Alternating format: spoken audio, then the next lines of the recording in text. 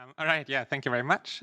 So this is joint work with Adam Verlin, Bill Pfefferman, Shemek Ghosh, Umesh Vazirani, Chenyi Zhang, and Jack Zhou.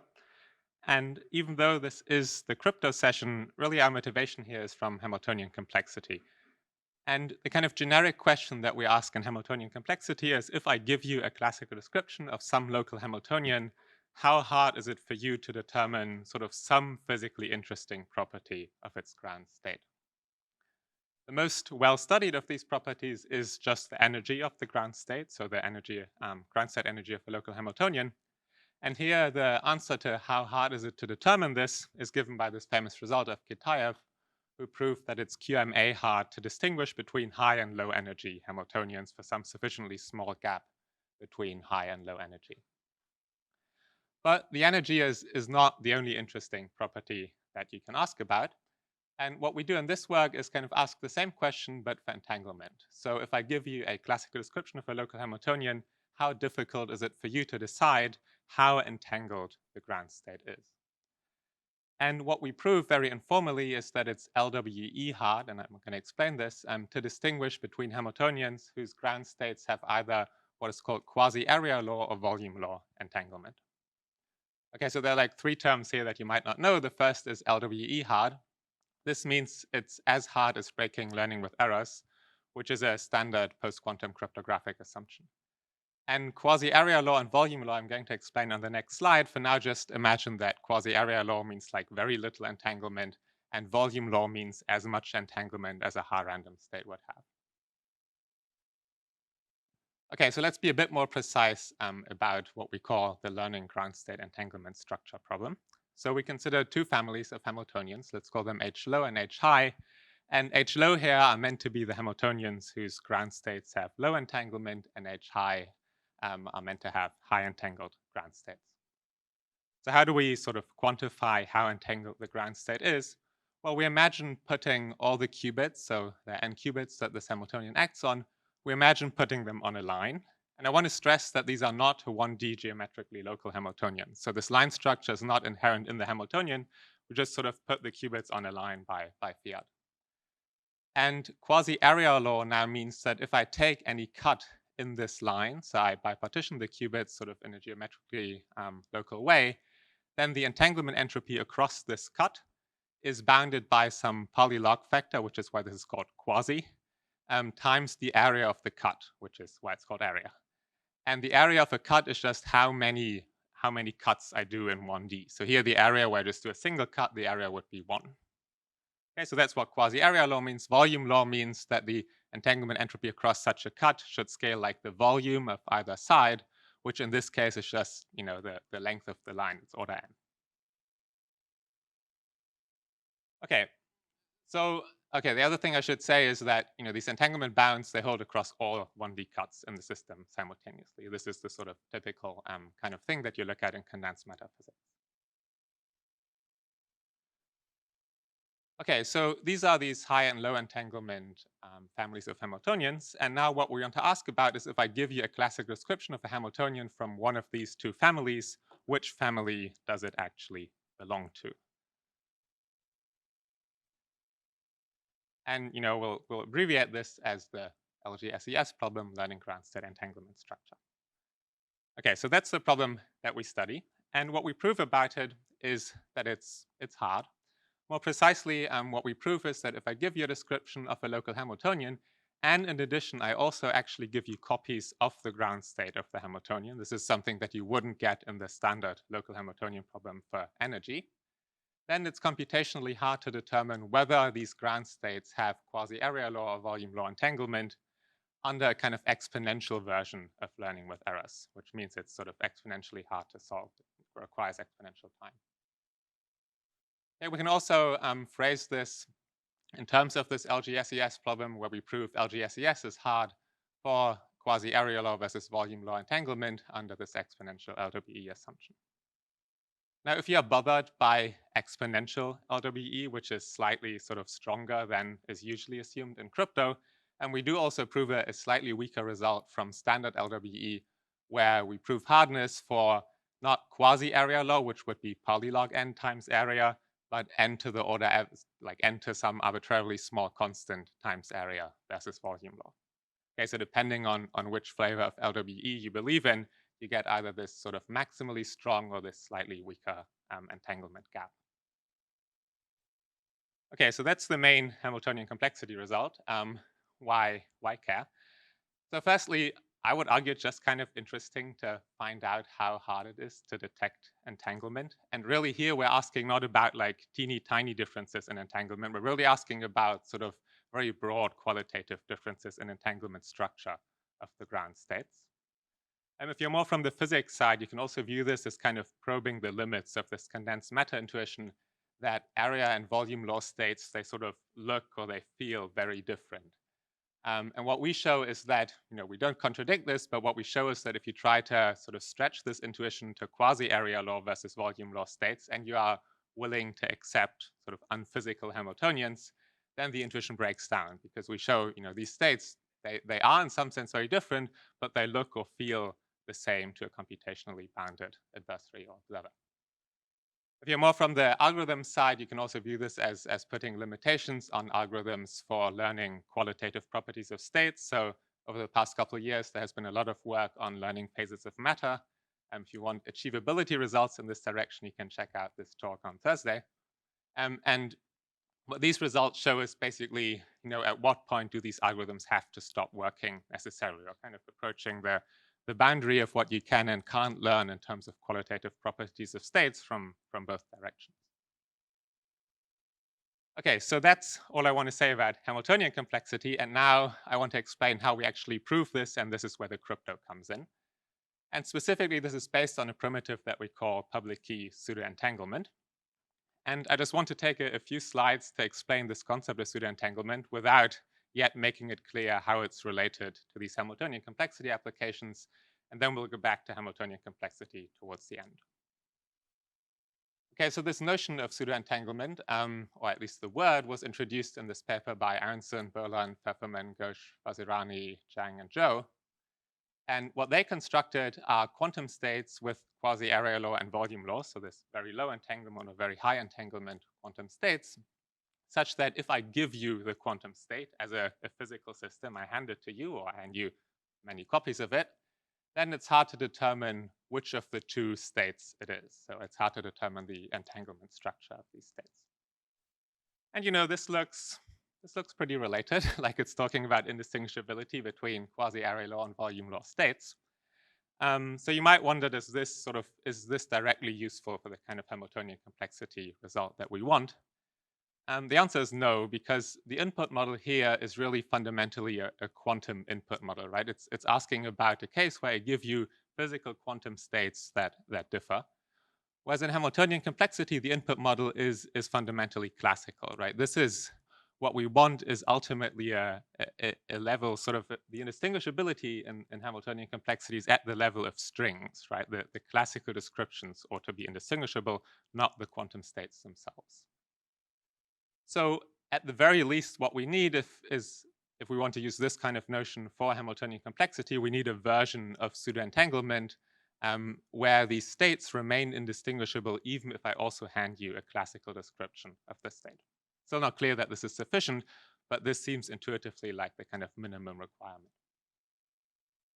And this is what we call public key pseudoentanglement, and this is already kind of implicit in this earlier work by Georgi and Tobin. So let's define this.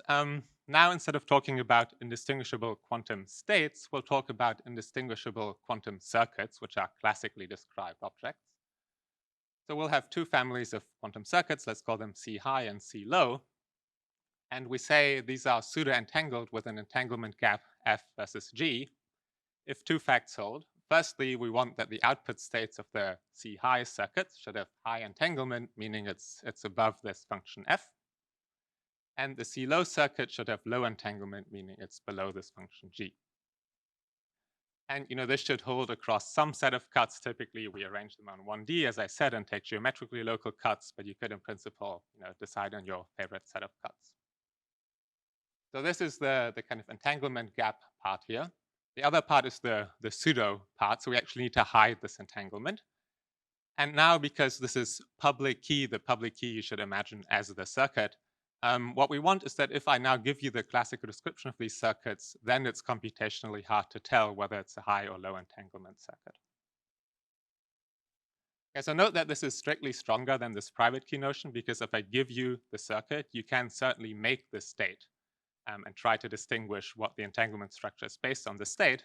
But I also give you the circuit itself, so maybe you can be clever and look at the circuit and analyze it in some complicated way and use that to gain additional information. And for the purposes of Hamiltonian complexity, this is now a classical input problem, this distinguishing task, right? So it's about distinguishing strings describing quantum circuits. Okay, how do we relate this back to Hamiltonian complexity? This was also done in this Georgi-Hoban paper.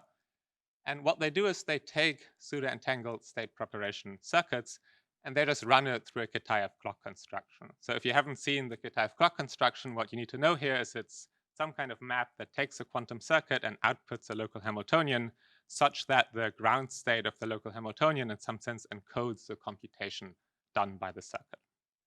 And if you sort of play some tricks on this clock construction, then you can engineer it in such a way that the ground state of the Hamiltonian also inherits the entanglement structure of the output state of the pseudo-entangled circuit. Okay, so then what they get, or what we will also get, are computational indistinguishable Hamiltonians whose ground states have high or low entanglement. Okay, now what Georgi and Hoban then were able to prove is public key pseudo-entanglement with constant entanglement gap across a single cut. So this means that as the number of qubits increases, the entanglement gap, the difference between high and low entanglement, remains constant, so sort of vanishing, relatively speaking. This means it's a very small difference in entanglement, and therefore you might expect that it's quite hard to distinguish the two cases, and they prove that indeed this is the case. And then when they run this through this map, what they get is what we would now call hardness of LGSES for a very small entanglement difference across a single cut. Okay, how do we improve upon this? Well, we give a public key pseudo-entanglement construction that kind of gets the best of both the Aronson et al. Scheme in terms of maximal entanglement gap and the public key nature of the Georgi and Hoban scheme. So we get quasi-area law and volume law states that are computationally hard to distinguish, even if I give you their state preparation circuits. Again, assuming exponential hardness of LWE. Okay, so that's the kind of main technical result on the pseudo-entanglement side. And then we can run this through sort of various flavors of circuit to Hamiltonian constructions to get various hardness statements for LGSES. These first two are from the Kitaev construction. They're not geometrically local.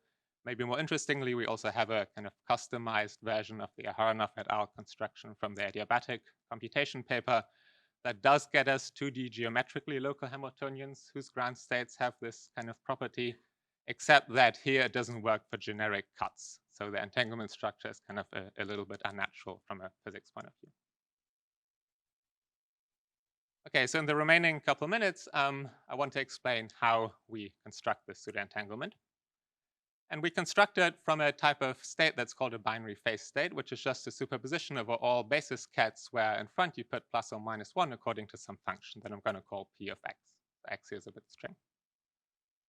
And the nice thing about these binary phase states is that you can, if you now put all the qubits on a line and you fix some cut, you can arrange all of these phases here. So let's say it's on 5 bits. You can arrange them in a matrix where here the first 3 qubits are on the left. So I index the rows of this matrix by the first 3 bits of the string.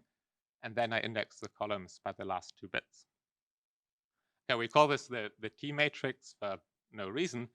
And the entanglement entropy across this cut is now bounded from below by some sort of Frobenius norm statement, which is not too important, and it's bounded from above by the rank of this matrix. Okay, what do we do with this bound? Well, it suggests a kind of natural way of constructing pseudo-entangled states, which is basically this. You start from a random phase state, which has a random T matrix. And it's pretty easy to show that if you do nothing at all to this state, you have a high entanglement state. However, if you were to take your phase state and sort of artificially reduce the rank of this matrix, then by this bound here, this also pushes down the entanglement entropy across that cut. And then you get low entanglement states. Both of these are easy to do. Doing nothing is very easy. Reducing the rank is also pretty easy. The hard thing is you need to reduce the rank in such a way that it sort of looks as though you did nothing, right? Because these two states, or rather the state preparation circuits, are meant to look indistinguishable. Okay, so how do you reduce the rank in a way that, that looks like you did nothing? You can't quite, but you can do something that's almost as good, which is here you can kind of, almost reorder the rows using an almost injective hash function, which basically just relabels the rows. And this doesn't mess up the entanglement much. And here you can repeat rows, so you delete some rows and repeat others, which does reduce the number of distinct rows and therefore also the rank, using a compressing hash function. And now we're in business, right? Because this is the sort of thing we know how to construct in crypto, at least. We will construct it. We're now talking about injective and compressing hash functions that are meant to be indistinguishable. So in particular, what we construct is a kind of custom public key hash function from LWE that has a sort of injective mode or injective keys for which the function is almost injective. And if you apply this to the T matrix, you get high entanglement states. And the function has lossy keys for which the function is very compressing, which if you do the same operation, then results in low entanglement states. And these two cases here are indistinguishable under LWE, which means that also the state preparation circuits for these two states are indistinguishable. Okay, so that's the sort of idea of the construction, but this was for one single cut. So, you start from the random phase state, you reduce the rank in the way I just described using these sort of slightly imperfect hash functions that we construct.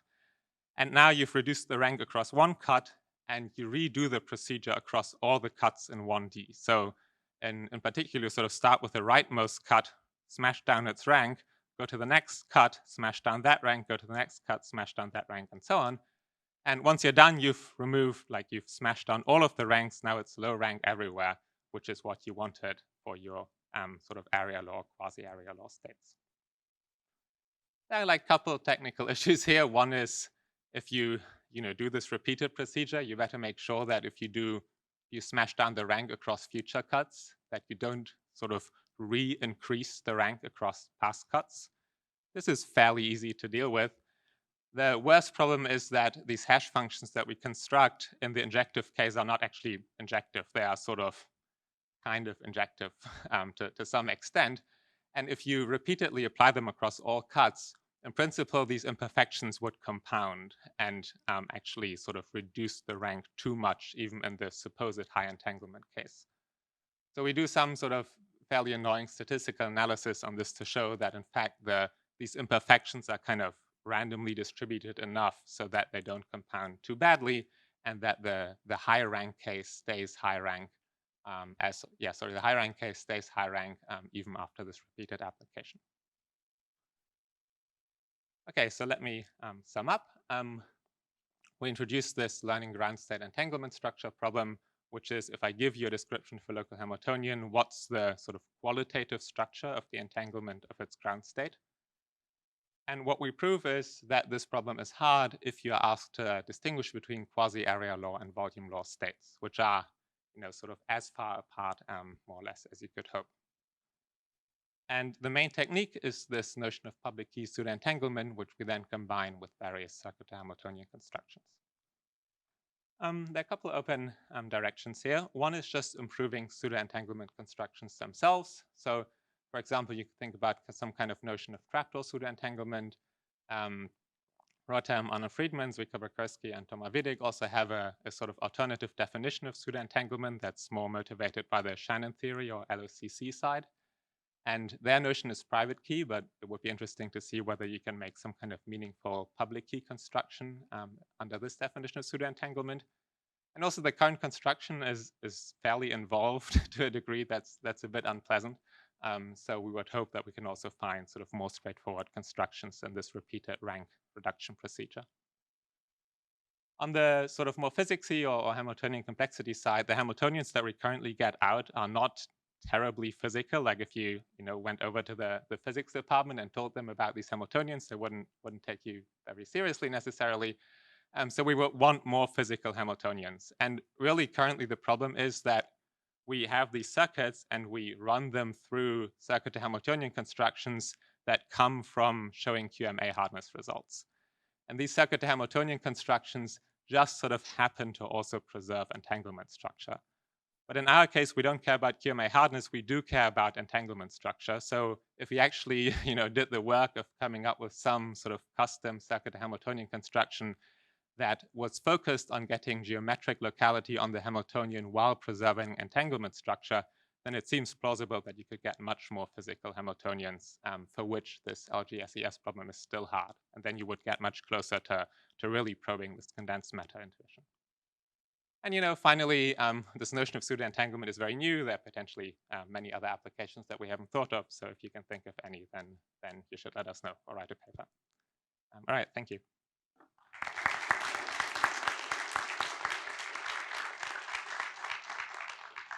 Okay, good. So we have time for questions. And just a reminder that you should just come up to the mics in the middle here. So in your LGSES, you are given classical description of Hamiltonian ground state as input. Is that correct? So in your problem, you get a classical description of Hamiltonian and also ground state. Is that correct? And yeah, so what happens if you don't get classical description of Hamiltonian?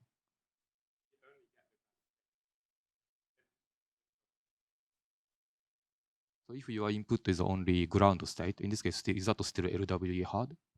Right, so I think what you're asking is currently in this LGSES problem, we give as input a classical description of the Hamiltonian and physical copies of the ground state, and we show it's hard to distinguish high and low entanglement.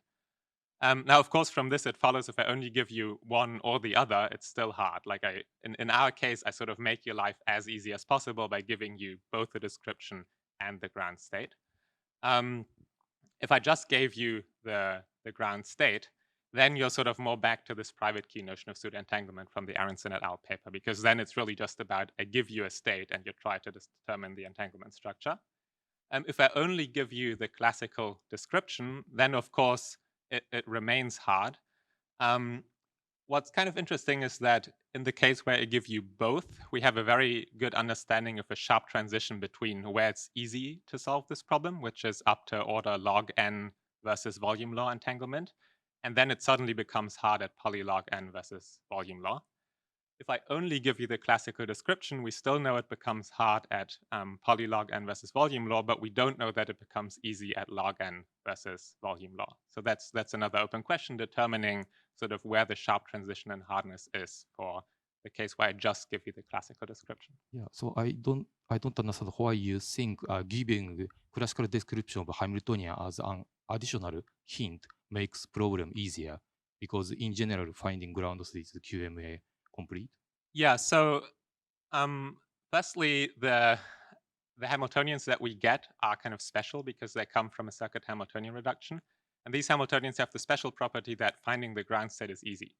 So in our case, giving you the ground state in addition doesn't do much for you, because if I give you the description of the Hamiltonian, it comes from a kind of Kitaev construction. You can just read off the circuit and make your own ground states. So in our case, giving you this in addition doesn't help you very much. Now, why would you expect that having the Hamiltonian description helps you more than just having the ground states? Well, clearly it must help you at least as much, because you can make the ground states. Why should it help you more?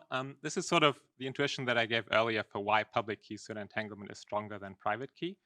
Because now, like if I give you a quantum state, you can't do full tomography because you're computationally bounded. You can do some measurements on it to find out some properties, but still you could have this intuition that maybe some of the reason why it's hard to determine the entanglement structure is just because it's like hidden somewhere in the quantum state and it's like hard to extract classically. Whereas now, in addition, you can just run some algorithm on this classical description. In principle, you have all the information now available. Maybe you can analyze it in some very clever way and determine the entanglement structure. And what we prove is that, in fact, even in that case, you still cannot. Thank you. Yeah, that's a good question. Thank you. Other questions? Hi, thanks very much. I was wondering, do you have any sense of what other, so you can kind of view this as like a property testing problem? What kind of entanglement do you have? Do you have any sense of what other properties might be hideable in this way? I'm not sure. I mean, there is one paper, also by Shomek and others, on hiding sort of magicness in states. I think that's.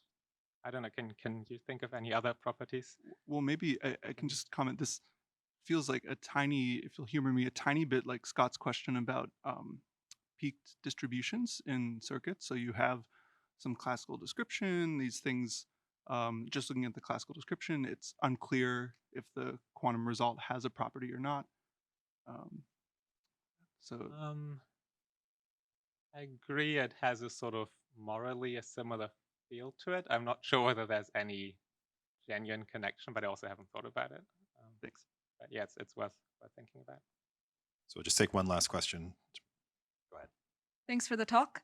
I just wanted to ask, so you use this T matrix construction to produce these states with low entanglement that are like indistinguishable from the high entanglement states.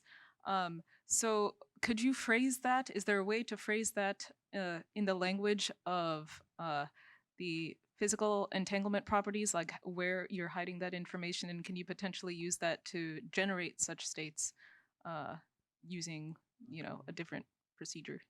I mean, what do you mean by the physical Uh, entanglement uh, property? so the low entanglement states are indistinguishable, but I guess the idea is that you're producing them by reducing the rank. But can you phrase that in terms of like what you're doing to the entanglement structure of the state? I mean, I can't. That might be a personal failing. I don't.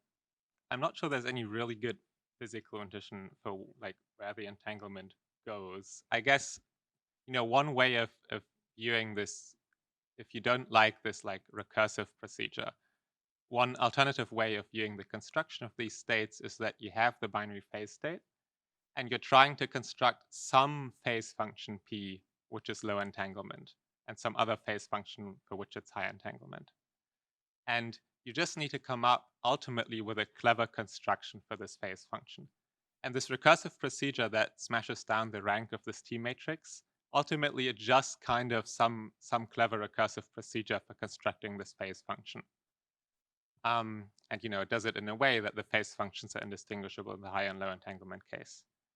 Is that a physical answer? Probably not, but you might have to ask a physicist and not me, I'm afraid. Okay. But Okay, thank you. so we're probably out of time. So let's thank Tony again.